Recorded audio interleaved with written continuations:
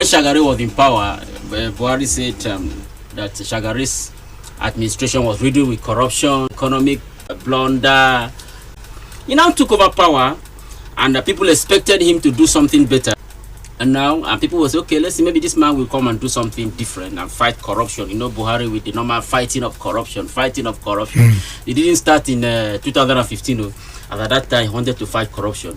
So when he took over power, he investigated all the politicians, top politicians in Shagari's regime, arrested and detained them, and he blamed them for being responsible for the economic meltdown. But some of his blunder was that Buhari, a Fulani man, now took Tunde Idiagbon, or another Fulani man. Are you aware that Tunde Idiagbon was a Fulani man? He's from Kwara State, the son of a Kwara Fulani man. So people were like, how can two Fulani be ruling, you know? And so there was problem.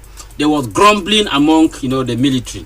Now, another thing he did was that in order to suppress the press and so that people will not be able to criticize him, all the thing he did before and the present, as if maybe he knew what he wanted to come and do, he now came up with what they call Decree 4. Now, this Decree 4, you cannot report anything considered embarrassing to any government official. You can't criticize it, and because of that, 2 journalists thought he was joking. They tried it. Tunde Thompson and Ndukai Rabo. Immediately they tried it, they criticized the government, and Buhari hit them, convicted them, and sent them to prison. People began to talk. Which kind new government come with this? He now came up with another one called Decree 2. Another Decree 2, the chief of staff of the Supreme Headquarters can arrest and detain anybody considered security risk. That is, whether or not, just consider. So the chief of staff of the Supreme Headquarters can arrest you and detain you for 6 months without trial. That was Decree 2. Now, military tribunal started replacing court of law. And he came up with the popular war against indiscipline that we always hear. Why? That people used to hear, talk about, and to deal with people who were indisciplined in environmental sanitation and a public decorum. You do anyhow on the road, maybe fight on the road, they arrest you. Everybody was coordinated. You have to. You are corrupt. You all don't finish. Smuggling. Hey, if they catch you, sorry for you. And disloyalty to the national flag and national anthem. If they catch maybe they're singing national anthem, you they waka. You know stand where you did. In those days, during that time, you cannot drive at the wrong side of the road. You can't be eating and throw paper outside. You can't litter the environment with waste.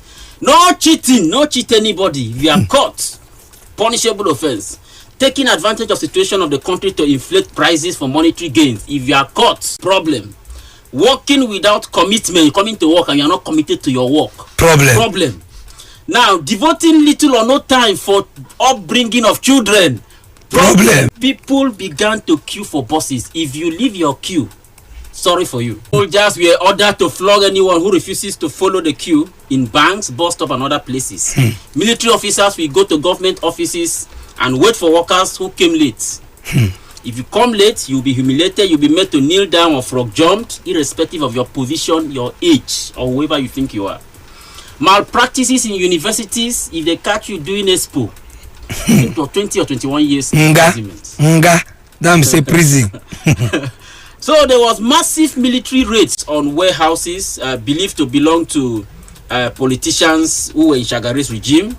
And these goods, the military will just raid these warehouses, give it to people for free. Oftentimes they will give it at a very low price. And now, there was a man called Umaru Diko.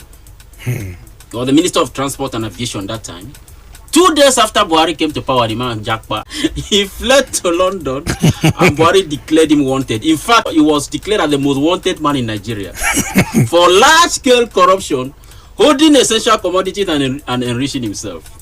On the 5th of July, 1984, Marodiko now flew to London, and the Buhari now deployed some heavily armed Nigerians and Israelis to go to London and bring him.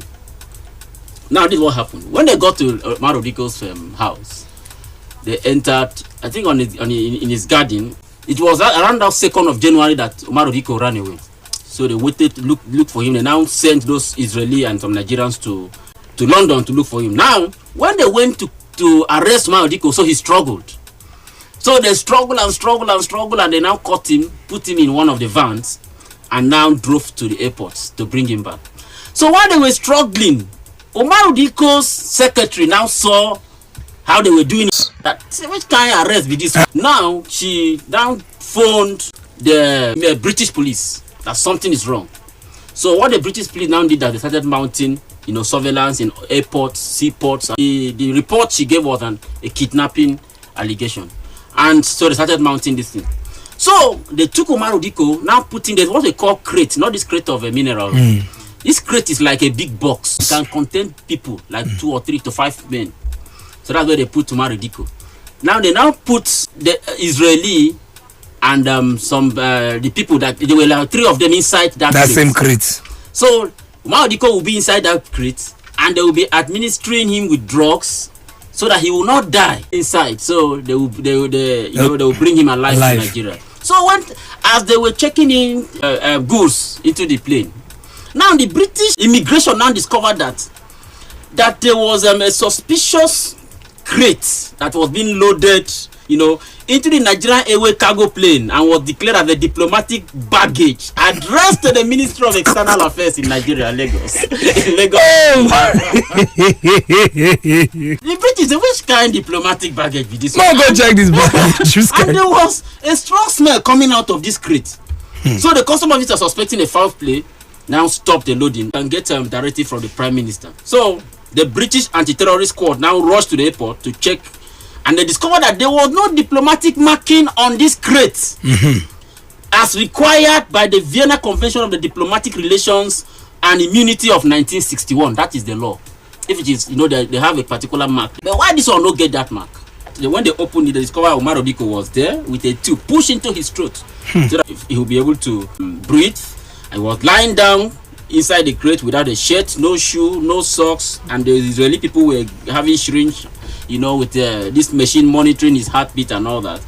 And that thing caused a very big diplomatic relationship between Nigeria and the UK for more than 2 years. It was later restored in 2 years' time. And the Nigerian and those Israeli were imprisoned immediately.